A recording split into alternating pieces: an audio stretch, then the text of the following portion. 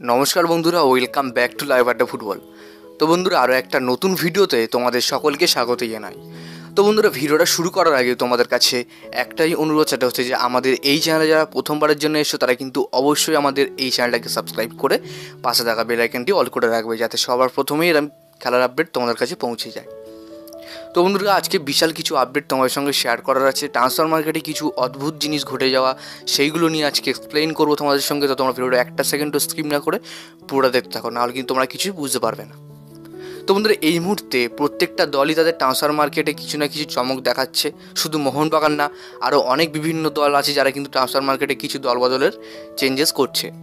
তো তার মধ্যে আরও একটা যে খবর শোনা যাচ্ছে যে রায়ান উইলিয়ামস অর্থাৎ বেঙ্গালুরু এফসির প্লেয়ার রায়ান উইলিয়ামসকে টার্গেট করেছে পাঞ্জাব এফসি।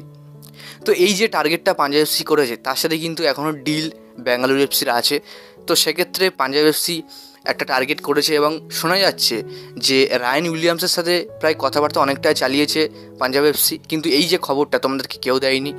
তো দেখো, আমি তোমাদেরকে ব্রায়ান কালতাককে নিয়ে একটা ভিডিও বানিয়েছিলাম যে ব্রায়ান কালতাক মোহনবাগানে আসার একটা সম্ভাবনা আছে, তার সাথে মোহনবাগান কিছু না হলেও একটু কথাবার্তা চালিয়েছে। তো সেই সময় কথাটা কেউ বিশ্বাস করেননি, এবং সেই যে কথাটা সেইটা আজ প্রায় এক মাস হতে যাচ্ছে, সেইটাই গিয়ে কিন্তু আজকে সত্যি হলো। তো যারা আমার জেনুইন খবর দেখে তারাই জানে যে আমি কী খবর দিই এবং কী খবর দিই না। তো দেখো, এবার কথা হচ্ছে রায়ান উইলিয়ামস তিনি কি পাঞ্জাব এফসিতে আদৌ যাবে না।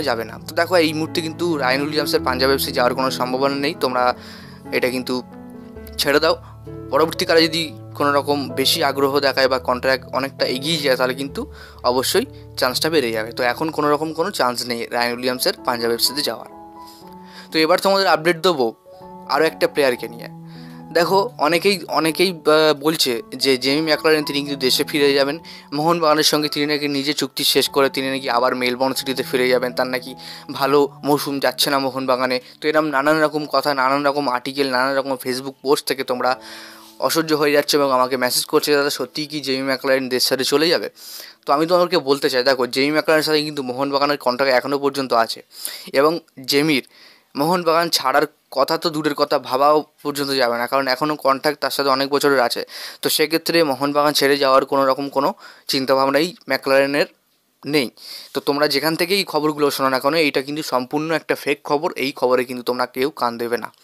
আমি তোমাদেরকে যে খবরগুলো দিই সেটাই কিন্তু জেনুইন খবর। জেমি ম্যাকলারেন তিনি মোহনবাগানে স্টে করছেন এবং আগামী দিনেও মোহনবাগানে থাকবেন এবং মোহনবাগানের হয়ে খেলবেন। তো আশা করি তোমাদের বোঝাতে পারলাম। তো এবারে আপডেট আসি মোহনবাগানের কিছু নজরের ওপরে। তো মোহনবাগান বেশিরভাগ নজরটা দিচ্ছে স্কটিশ লিগে। তো স্কটিশ লিগে প্রায় ভালো ভালো কোয়ালিটি প্লেয়ার স্টুয়ার্টের মতো, তো যেখান থেকে কিন্তু মোহনবাগান তাদের পছন্দের প্লেয়ার তুলতে যাচ্ছে, এটা কিন্তু তোমরা ধরে নাও। তো যতই আপডেট তোমাদের দিক না কেন, যত প্লেয়ারই এই আপডেটটা দিক না কেন তোমাদের এইটা আইএসএল ট্রান্সফার মার্কেট থেকে, কিন্তু আমি তোমাকে বলছি মোহনবাগান সই করালে স্কটিশ লিগ অর্থাৎ স্কটল্যান্ডের প্লেয়ারই সই করাবে, তোমরা মিলিয়ে নেবে। তো যাই হোক বন্ধুরা, ভিডিওটা যদি ভালো লাগে তো অবশ্যই লাইক করে দিন। আমাদের এই চ্যানেলে প্রথমবারের জন্য হতে চ্যানেলটাকে সাবস্ক্রাইব করে পাশে থাকা বেল আইকনটি অল করে রাখবে। ধন্যবাদ বন্ধুরা।